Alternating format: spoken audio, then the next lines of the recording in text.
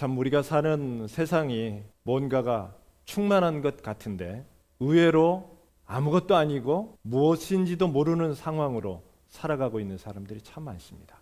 반면에 예수 그리스도라고 하는 그 이름을 붙잡고 끝까지 그것을 놓지 않으려고 최선을 다해서 자기 생명을 내어놓는 이런 사람들도 있습니다.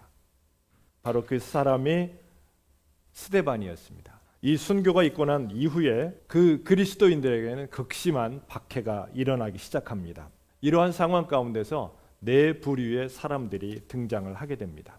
첫 번째 사람은 바로 사울과 같은 박해자였습니다. 그리고 두 번째는 스데반을 장사 지내고 슬퍼한 경건한 자들이었습니다. 또 세 번째 사람들은 박해 속에서도 예루살렘을 떠나지 않고 끝까지 그 자리를 지킨 사도들입니다. 그 다음에 네 번째는 박해를 피해서 예루살렘을 떠나서 각처로 흩어진 이런 교인들입니다.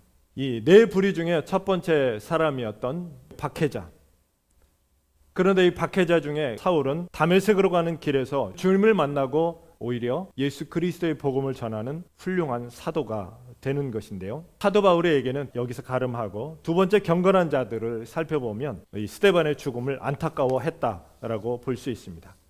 그런데 이 경건한 자들은 그렇게 좋은 표현이 아닙니다. 왜냐하면 예수를 구주로 믿지 않고 그냥 사실로만 받아들이는 사람들을 지칭합니다. 그래서 스데반의 죽음을 안타까워하기는 하나 그 안에 담겨진 복음에 대해서는 동의하지 않는 사람들, 이런 사람들을 가리킵니다. 이렇게 극심한 교회의 핍박이 있을 때 우리가 기억해야 할 하나님의 말씀이 한 가지가 있어요. 사도행전 1장 8절 말씀입니다. 예루살렘과 온 유대와 사마리아 땅 끝으로 가서 증인이 되라 라는 말씀이 1장 8절에 있었습니다. 아무래도 사도들이 어쩌면 이 예언을 망각한 것 아닌가. 그래서 세 번째 부류는 사도들, 그 극심한 핍박, 멧돼지가 다 뒤집어 엎는 것 같은 이런 핍박에도 불구하고 예루살렘을 떠나지 않고 그대로 자리를 지키고 있었습니다. 왜 거기에만 그렇게 있었을까? 이것을 보고 많은 해석들을 해볼 수가 있습니다.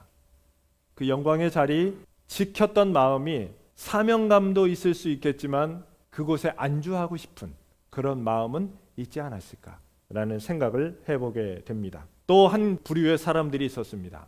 그 사람들은 박해를 피해서 사방으로 흩어진 사람들이었습니다. 그들이 그 예루살렘을 떠나서 무엇을 했느냐가 더 중요합니다. 그런데 그 가운데 빌립 집사 한 사람, 바로 예수 그리스도 복음을 전했습니다. 이 복음을 전할 때에 중풍병자가 고침을 받고 귀신 들렸던 사람들이 나음을 입고 그 성에 큰 기쁨이 더하는 역사가 있었습니다. 그런데 7 집사들은 스데반의 순교 이후에 아마 흩어졌던 것 같은데요. 이 빌립은 사마리아 지역으로 내려갔습니다.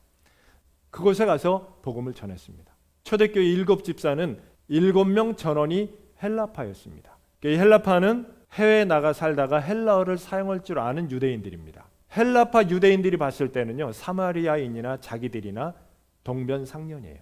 같은 마음이 드는 거예요. 그러다 보니까 그들에게 복음 전하는 것도 마음이 수월했던 것이죠. 그래서 7 집사 중에 빌립은 사마리아 지역에 가서도 자신 있게 복음을 전하게 됩니다. 그때에 병자들이 고침을 받는 역사가 일어났습니다. 그리고 수많은 사람들이 예수를 믿게 되었습니다. 복음을 전하니까 어떤 역사가 일어났느냐면 기쁨이 충만한 역사가 있었습니다. 유대인들이 너희들은 정통 유대인이 아니다, 그렇게 말을 했는데 하나님이 당신들을 사랑하십니다. 예수 그리스도를 통하여 당신들을 구원하기를 원하십니다. 하나님께로 나오십시오. 예수 믿으면 다 구원받고 하나님 나라 갈 수 있습니다. 이 말을 들었던 사마리아 사람들이 그 마음에 얼마나 위로를 받고 힘을 얻었겠어요. 그게 누구를 통해서였냐면요, 빌립을 통해서였어요. 빌립은 출신 성분이 어떻습니까? 헬라파 유대인이었어요. 정통 유대인이 아니었습니다. 그리고 실패하고 내려온 사람이었어요. 그런 사람을 통해서 이런 은혜를 사마리아가 받게 됩니다.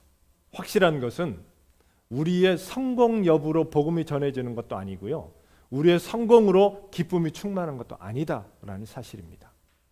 우리의 어떤 상황과 상관없이 우리가 복음을 전하고 하나님의 역사가 동행하면요, 우리가 거하는 것이 항상 기쁨이 충만하게 된다라는 것입니다. 여러분, 어느 곳이든 가서 복음을 전해 보십시오. 그 터가 바뀌고 환경이 바뀌고 사람들이 바뀔 것입니다. 하나님은 예수 그리스도를 통하여 우리들에게 복음을 전하셨고 그 복음을 전하는 우리들에게 동일하게 역사해 내십니다.